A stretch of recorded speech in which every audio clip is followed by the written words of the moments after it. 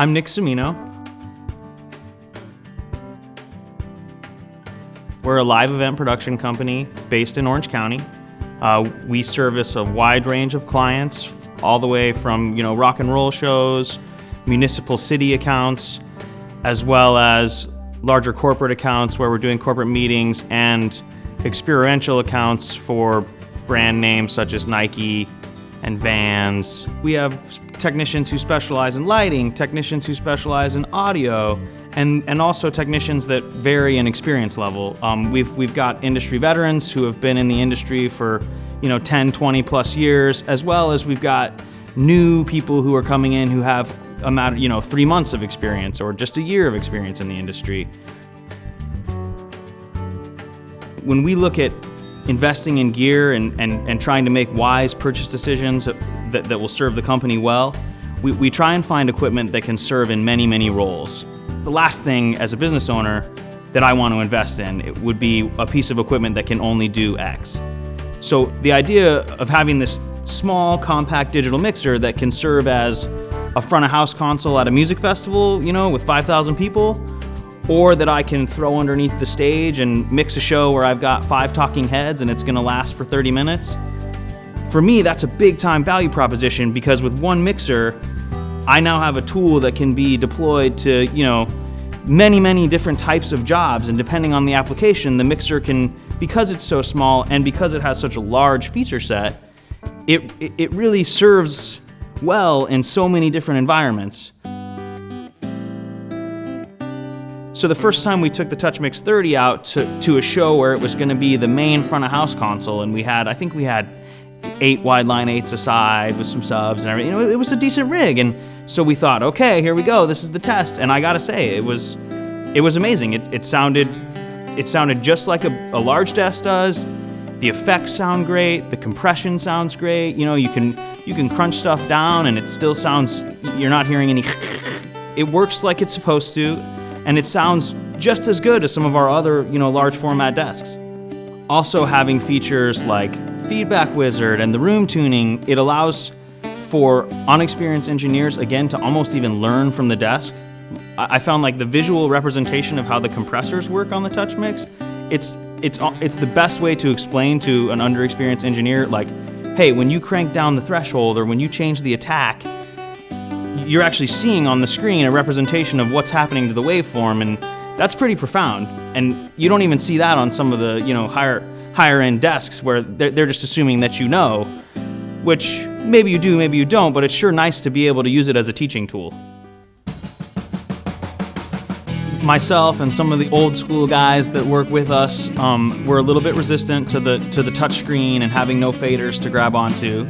When you start to actually use the mixer, we found that because it still has a touch and turn feature like a big desk, it is fairly easy to use. You can touch, and then you do have that precision of just gently increasing the fader level. I think one of the biggest issues that I've experienced with some of the other tablet mixers is, when you're dealing with any kind of Wi-Fi latency and this touch screen, the faders start getting a little jumpy, and it's scary to make an adjustment on the fly. However, with the wheel and as we've got more familiar with using the desk, it actually, you start to not miss the faders. You start to be able to operate fairly smoothly with just the touch and turn. We've been able to use the TouchMix as a monitor desk, and just that whole aux overview page is built for that. I mean, it's so easy to just look at the band and say, who wants that? And it's saving time during the sound check, and it's allowing for real speedy responses from the monitor guy, which I think is really, really important when you're working with a live band. The faster you can accommodate their changes, the more comfortable they feel, and the easier your whole day goes. We were also really impressed with the presets. We get into a lot of situations where, we sound check and the lead singer's not going to show up until 5 minutes before the show. Or it's an event for Nike and they're bringing in athletes, and the athletes aren't going to be there for the sound check. So you've got 6 wireless handheld mics, and you're hoping that they're going to sound great when so-and-so grabs it and takes the stage. The preset gives you a little bit of at least a starting point where you can know that it's going to be close. It's going to be acceptable. And then you can tweak from there. The recording functionality that exists in the TouchMix has been really great for us in a couple different ways. For some of our more experiential business, where it's an athlete appearance or it's just a really quick, hour and a half show, they often have film crews that are there that are looking to edit together like a sizzle reel of the event, and so they ask us for audio. And it's really great to just be able to, pop a thumb drive in, multi-track if necessary, or at least just capture the main left and right. It's simple, it's very easy to arm the channels and monitor the record and know what's going on. On another level, we've been able to work with some of our music clients, when we're doing live bands and we're doing rock and roll shows. We're able to multi-track for bands, and that's also a revenue generator for us. We're able to offer that as a service in the advance to the band, say, hey, are you interested in getting the multi-track files for the show? That's a functionality that's built into this small desk that a lot of times if you're going to multi-track, you're going to need a Pro Tools rig, and you're going to need a big giant desk and a Firewire interface and all this stuff. It's really kind of been a game changer to be able to offer these services in this little tiny compact box.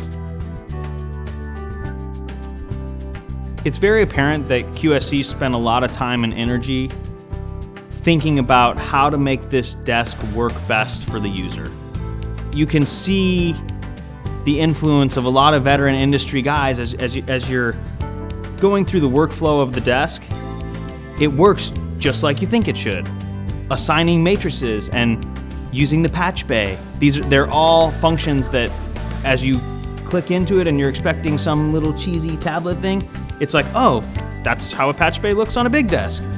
Oh, that's how the effects engine works on a big desk. It's easy to use, and it's well thought out in the workflow, which allows it to, I think, work for unexperienced engineers, musicians, people who are just kind of cutting their teeth into the live sound, and also veteran guys who expect it to work a certain way and expect it to have a certain workflow. They've done a great job of kind of meeting right in the middle where like functionality meets expectations of I want it to be a big giant front of house desk.